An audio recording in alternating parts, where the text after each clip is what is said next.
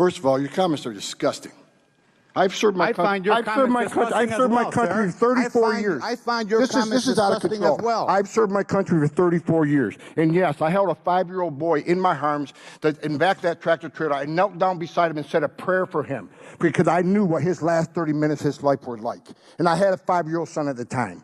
What I've been trying to do in my 34 years serving my nation is to save lives.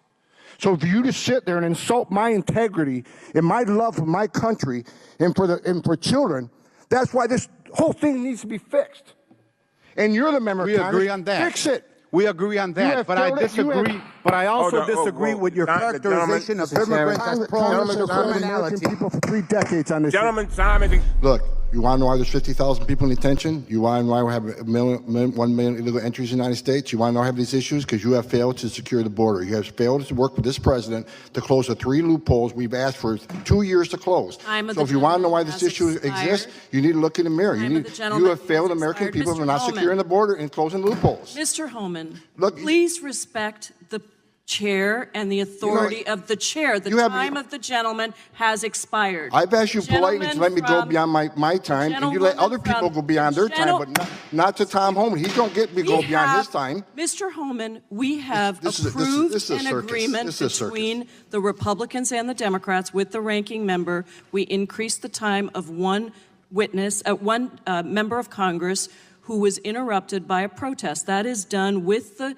approval of the ranking member. Please respect the chair's authority. I respect the chair's authority, but the chair... Mr. Homan! You work for me. I'm a taxpayer. I'm a taxpayer. You work for me. So the recommendation, of the many that you recommended family separation. I recommended zero tolerance. Which includes family separation. The same as is with every U.S. citizen parent gets arrested when they're with a child. Zero tolerance was interpreted as the policy that separated children from their If I get arrested for DUI and I have a young child in the car, I'm going to be separated. When I was a police officer in New York and I arrested a father for domestic violence, I separated that father from his family. Mr. Homan, with all due respect, legal asylees are not charged with any crime. When you're into the country illegally, it's violation 8 United States Code 1325. Seeking asylum is legal. If you want to seek asylum and go through the port of entry, do it the legal way. The Attorney General of the United States has made that clear. Okay. We have seen one estimate that says it would cost $88 billion to deport 1 million people a year. I don't know if that's accurate or not. Is that what American taxpayers should expect? What price do you put on national security? Is that worth it? Is there a way to carry out mass deportation without separating families? Of course there is. Families can be deported together. You better start packing now.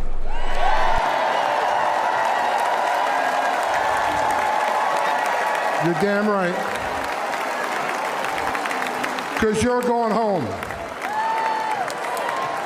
I got another message. Another message to the criminal cartels in Mexico. You smuggled enough fentanyl across this country to kill 148,000 young Americans. You have killed more Americans than every terrorist organization in the world combined. And that's when President Trump gets back in office.